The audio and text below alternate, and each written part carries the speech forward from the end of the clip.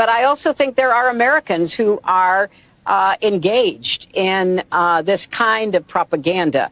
And whether they should be civilly or even in some cases criminally charged is something that would be a better deterrence. There should be a lot of things done. We should be, in my view, repealing something called Section 230, which gave platforms on the internet immunity because they were thought to be just pass-throughs, that they shouldn't be judged for the content that is posted. But we now know that that was an overly simple view, that if the platforms, whether it's Facebook or Twitter X or Instagram or TikTok, whatever they are, if they don't moderate and monitor the content, we lose total control. And it's not just the social and psychological effects, it's real harm. What is something you see happening in the near future that we should be taking more seriously?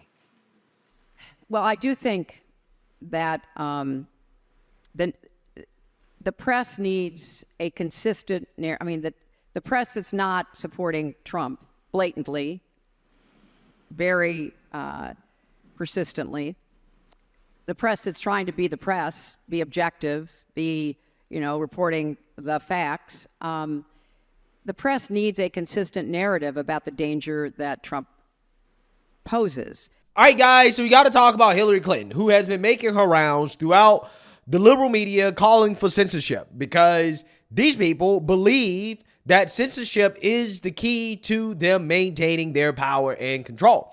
Hillary Clinton said it herself. She says that, listen, if these platforms cannot censor so-called misinformation and disinformation, then they're going to lose control, right? This is Hillary Clinton saying out loud what protecting their democracy actually means, right? It really means Democrat power and control. And they see these social media platforms as a threat to democracy because on some of them, like, for example, X, they can't control the information that is on the platform. And this is why you have outlets like CNN and MSNBC losing their minds over Elon Musk, allowing people to speak freely on the platform because they can't control the narrative. Look, Elon Musk has an unbelievably huge platform, especially online. How do you explain his transformation from someone who voted for Democrats and Obama in the past to what we see now, dark MAGA, and especially in terms of the context of the platform that he presides over? The phrase dark MAGA is interesting, and people might not be familiar with it. This is a meme, an online idea that has taken root over a number of years. Think about the Batman movie, The Dark Knight, the dystopian view of Gotham. When you hear the idea of dark MAGA, it's referring to this idea of an unleashed, unhinged version of Trump, a second Trump administration with no limits on its power. The idea of Trump saying, I'm your retribution, a more authoritarian version of Trumpism. That's the idea that drives dark MAGA. Even though some of the memes, some of the jokes might be sarcastic or edgy, there's a very real idea behind the idea of dark MAGA. So when you hear someone like Elon Musk say he's entirely on board, even with the more authoritarian impulses of Trump, that says something. That says that he's been radicalized over the years in his politics. Musk is also using his platform X to drive support to Trump. I noticed when I logged in yesterday during the Trump rally was always at the top of my feed. It almost felt as if he was forcing it up algorithmically to make sure everybody was watching the rally. So we're going to see that kind of support from Musk, him trying to tip the scales in Trump's favor. And I just think we should take a moment to talk about what he said at the end there, that this will be the last election if Trump does not win. That kind of rhetoric, right? And we do hear some of that from the left as well. That kind of rhetoric is going to make it very hard for all of us to be Americans, to be neighbors next year, right? We're going to have elections in the future. We're going to have elections after this year. We all have to find a way to live together in 2025 and beyond.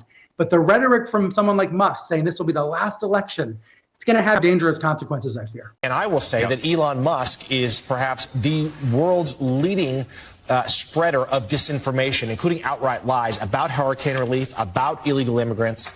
We've seen him do that in the last couple of weeks. And then on Saturday, he steps on stage with Donald Trump with one of the less athletic leaps I've ever seen as he bounded his way on stage with Trump. Tell us, and then spoke briefly on the former president's behalf. Tell us About that moment and what sort of he does not have much of a vertical, Mr. Musk. Yeah, so I think there comes a point where it's no longer just Trump derangement in regards to explaining why these individuals are the way they are and why they say the things that they say. Sometimes I just feel like they're just hating, right? When it comes to Elon Musk, I just feel like they're hating on the guy, okay? When you are judging a white man for not being able to jump very high, okay? He doesn't have a very impressive vertical. I think you're just hating, okay?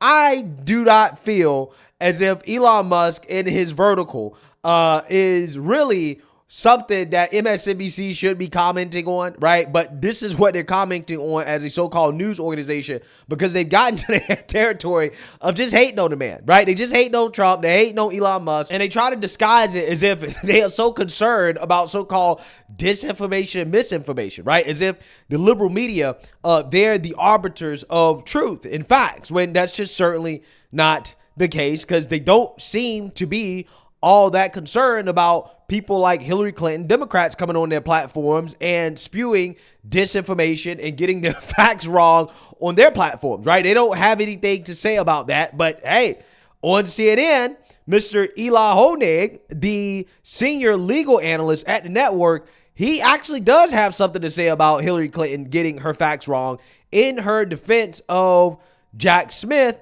and the latest filing that he put out against Donald Trump, which has been masturbation material for outlets like CNN and MSNBC.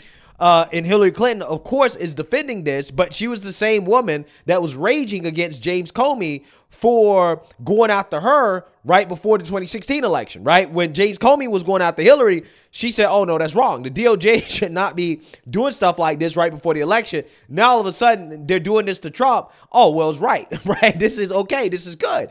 And Elie Honig is going to call out Hillary Clinton for getting her facts wrong when it comes to her evaluation of this January 6th case against Trump. So without further ado, let's get into it. A newly unsealed filing from Special Counsel Jack Smith is putting Donald Trump's efforts to overturn the 2020 election back in the spotlight.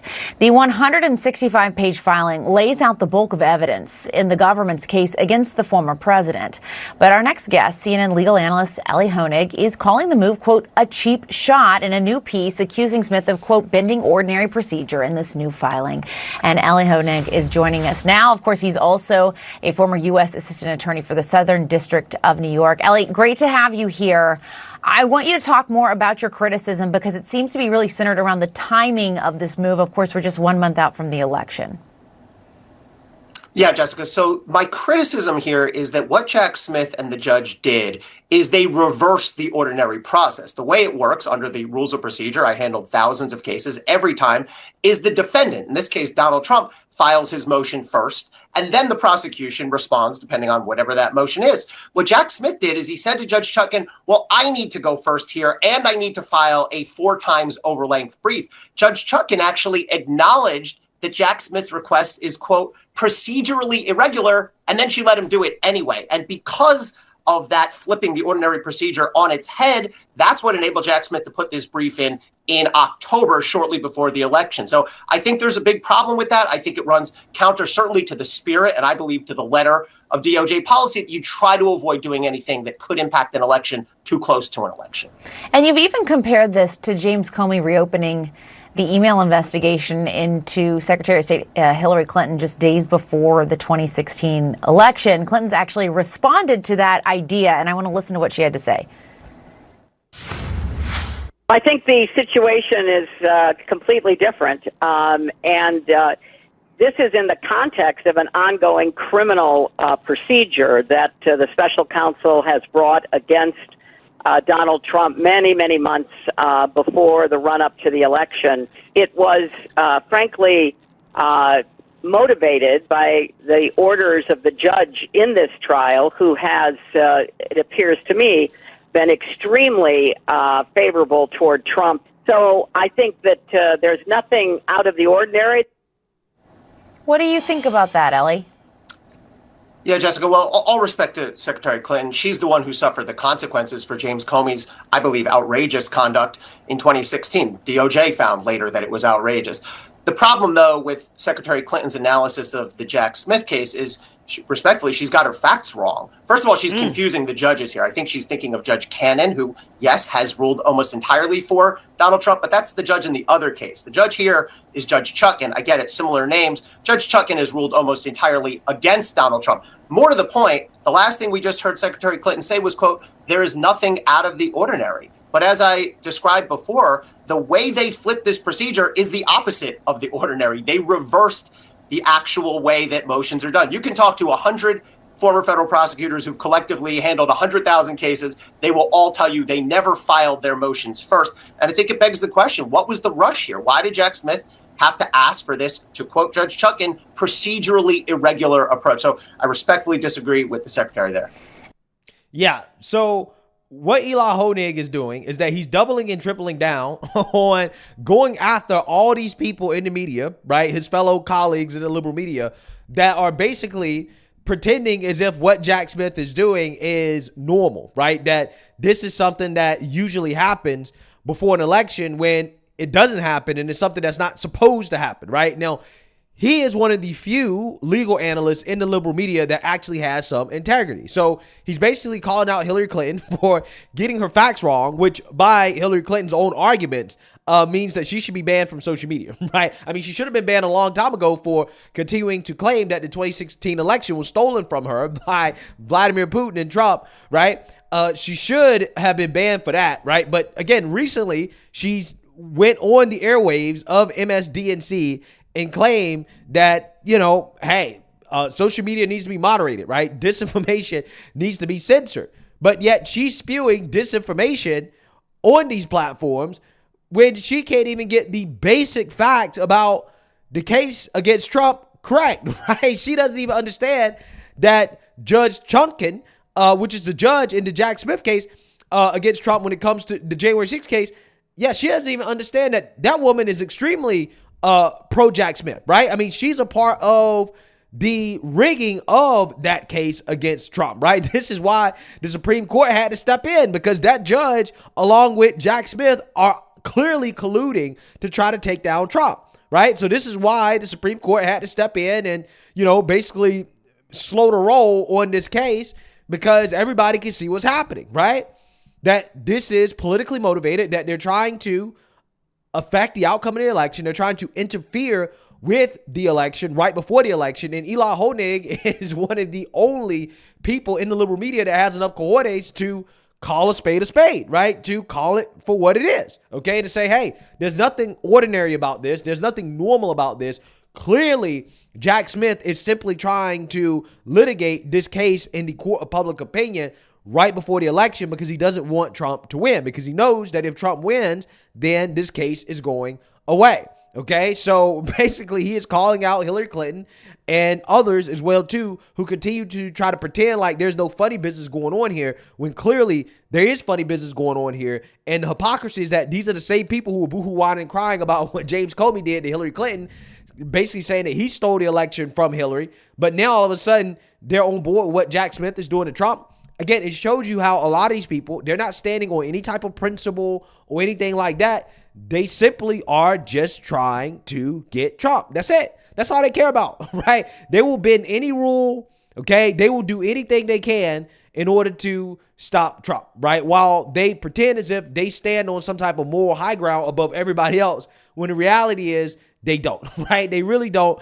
And in a situation like this, I think that it is kind of crazy to see a CNN legal analyst calling out Hillary Clinton in her lies that she's spewing on air about this case, and those who are still defending Jack Smith and his unhinged behavior. So let me know what you guys think. Make sure you like, comment, and subscribe. Most importantly, share a Black conservative perspective. Peace.